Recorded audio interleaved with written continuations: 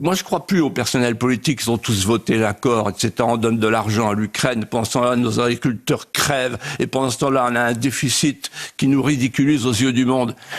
Il faut que le peuple français se lève maintenant et dise ça suffit la guerre. On n'en veut pas de la guerre. On ne veut pas de votre guerre. On ne veut pas que nos enfants, nos petits-enfants aillent se faire tuer à Odessa. On n'en veut pas.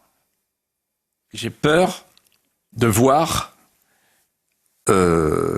l'engrenage franchir un cran supplémentaire. Là, on est à l'ultime cran. Après, c'est trop tard. Et comme je connais l'histoire, bon, on a affaire à des hommes politiques incultes.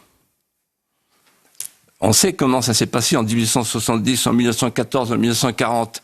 À un moment donné, on franchit le cran de trop et on se retourne en disant « Ah ben, qu'est-ce qui s'est passé ?» Ben oui, ce qui s'est passé, vous avez franchi le cran de trop. Voilà. Et, vous savez, on a cité De Gaulle tout à l'heure. Je pensais à lui, justement. Et De Gaulle, quand il est allé en Chine et quand il est allé en URSS, il y avait l'extrême centre, les macroniens de l'époque, qui étaient choqués et qui disaient « Oh là là, vous vous rendez compte, il va chez les communistes, etc. » Et De Gaulle répondait ceci, qui devrait nous servir de leçon. La France fait la différence entre les États et les régimes. Elle ne connaît pas les régimes, elle ne connaît que les États.